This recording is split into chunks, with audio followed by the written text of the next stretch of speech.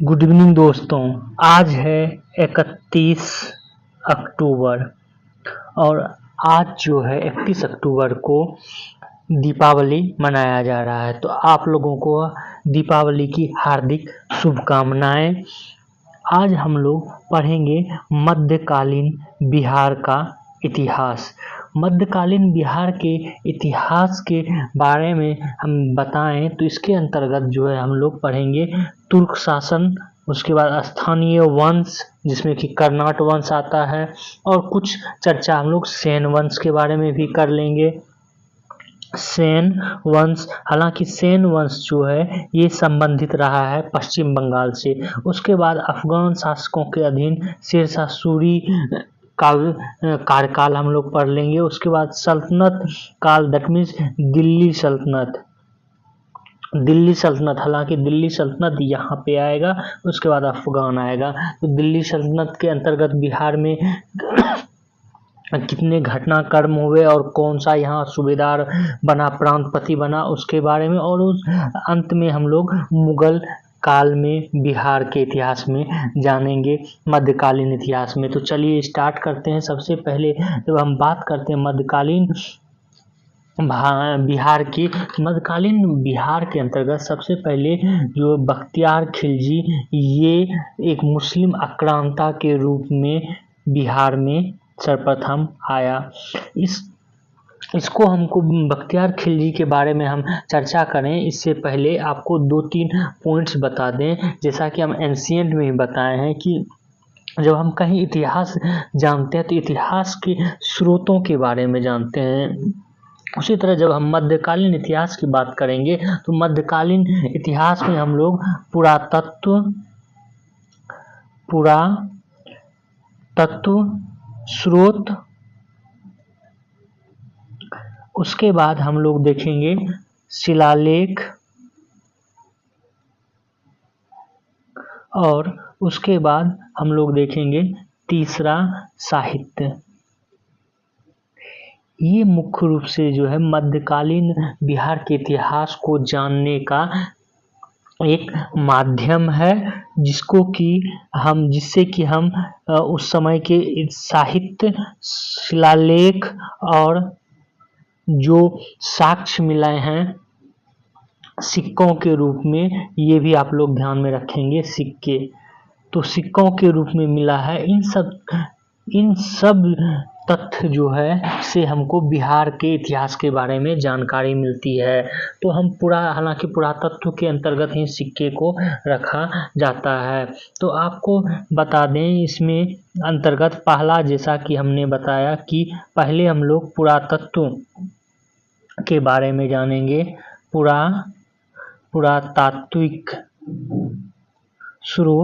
पुरातात्विक स्रोत में सबसे पहले आप लोग ये ध्यान रखेंगे कि अलाउद्दीन खिलजी के काल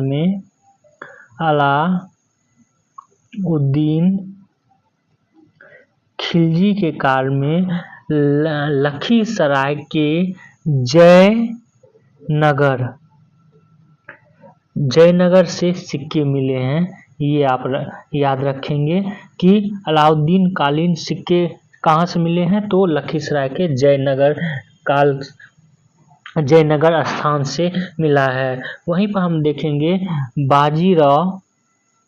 बाजीराव शिंदे, इनका भी जो है सिक्का मिला हुआ है। इससे हमको मराठा जो है की उपस्थिति का पता चलता है। उसके बाद आप देखेंगे मध्यकालीन में ही अकबर के काल का सिक्का भी मिला है।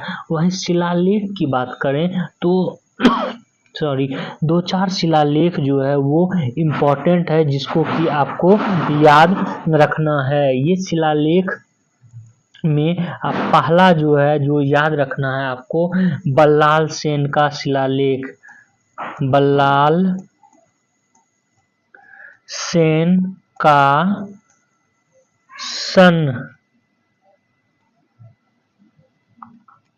सनोखर शिलालेख ये याद रखना है। दूसरा शिलालेख याद रखना है आपको, गढ़वालों का मनेर, ताम्र पत्र शिलालेख। तीसरा आपको ध्यान में रखना है सिमराव स्तंभ शिलालेख, ये आपको दरभंगा में मिलेगा। और उसके बाद आपको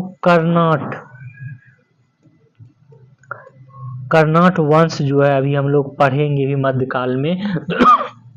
कर्नाट वंश के प्रताप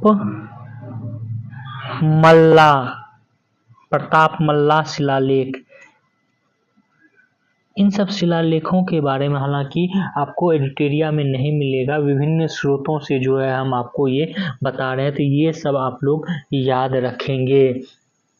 और जहाँ तक रहा साहित्यिक स्रोत की बात, तो साहित्यिक स्रोत जो है वो हम लोग जब इसको पढ़ेंगे एडिटोरिया ही, तो साथ ही साथ साहित्यिक स्रोत का भी चर्चा करते चलेंगे।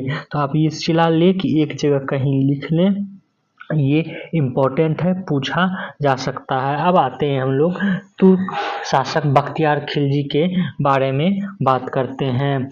तो बख्तियार खिलजी जो है ये बिहार में तुर्क सत्ता की स्थापना का वास्तविक श्रेय बख्तियार खिलजी को जाता है। इसके बारे में प्रश्न पूछा भी गया है। बख्तियार खिलजी कुतुबुद्दीन ऐबक का दास था। बख्तियार खिलजी के आक्रमण के समय बिहार में छोटे छोटे शासक शासन कर रहे थे। उत्तर बिहार में कर्नाट वंश जो है शासन कर रहा था। बख्तियार खिलजी की पहली महत्वपूर्ण सफलता ओदंतपुरी बिहार, जो कि बिहार शरीफ में है, की विजय थी। 1198 ईस्वी में इसको जो है विजित किया। और ओदंतपुरी बिहार में ही एक ओदंतपुरी विश्वविद्यालय भी था, उसको बख्तियार खिलजी ने नष्ट कर दिया। साथ ही नालंदा और विक्रमशिला विश्वविद्यालय को भी नष्ट कर दिया और आग लगा दिया। उसने 1203 से 4 ईस्वी में नदिया पर चढ़ाई की और सेन वंश की राजधानी जो है सेन वंश की राजधानी उस पे चढ़ाई की। और सेन वंश का शासक लक्ष्मण सेन वो भाग खड़ा हुआ। बख्तियार खिलजी ने इस क्षेत्र पर अधिकार कर लखनौती को अपनी राजधानी बनाई। बख्तियार की हत्या उसके एक अधिकारी अली मर्दान ने की। ये आप लोग जरूर ध्यान में रखेंगे, ये आप पूछा जा सकता है। और उसके शव को बिहार शरीफ के इमादपुर में दफनाया गया, ये भी याद रखेंगे। और यहाँ पर एक और तथ्य आपको बता दें कि आप लोग नाम सुने होंगे बख्तियारपुर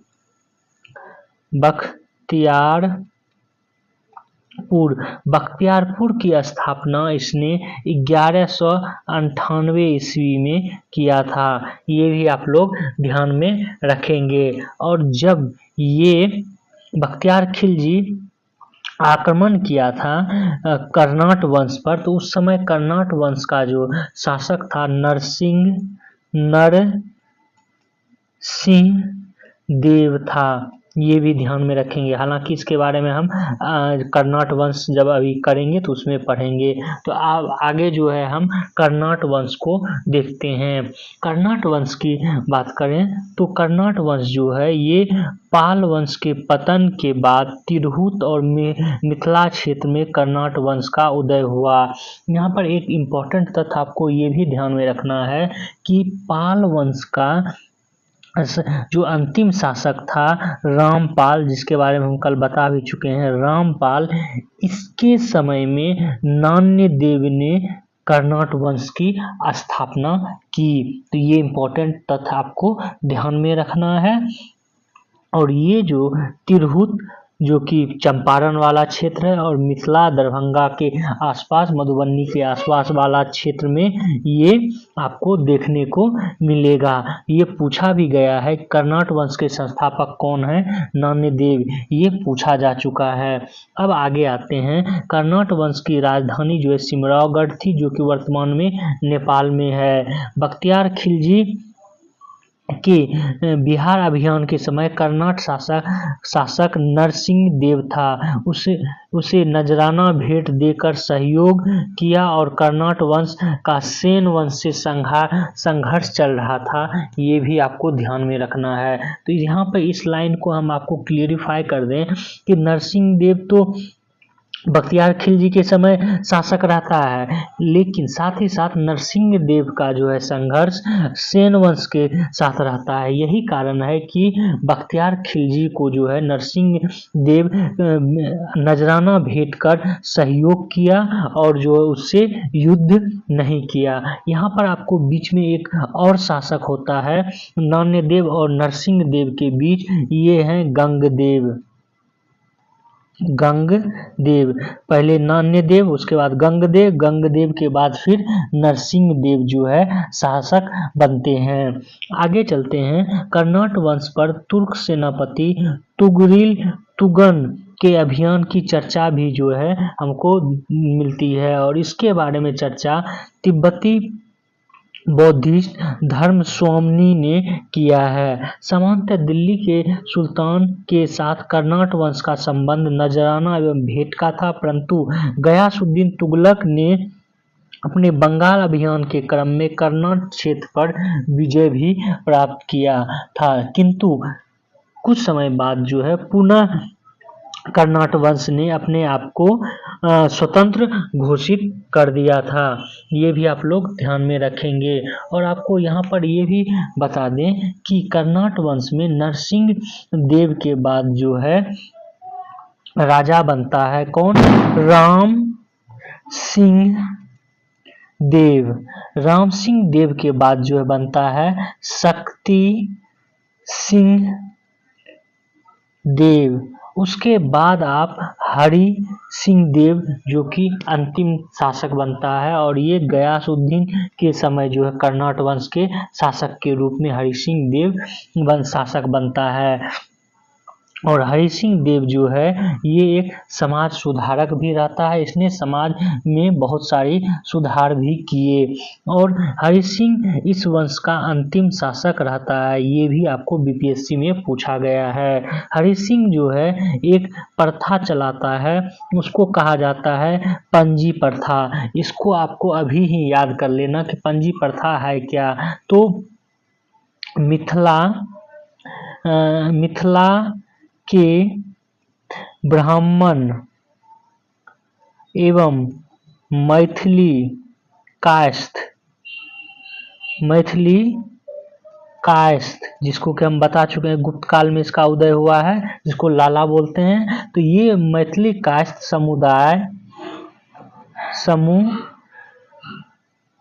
समुदायों की लिखित वंशावली को पंजी प्रबंधन जो है कहा गया या पंजी कहा गया। ये इसी तरह है जिस तरह जो है हरिद्वार में देखेंगे कि एक वंशावली जो है लिखा जाता था, उसी तरह है। तो इसको भी आप लोग जरूर ध्यान में रखेंगे।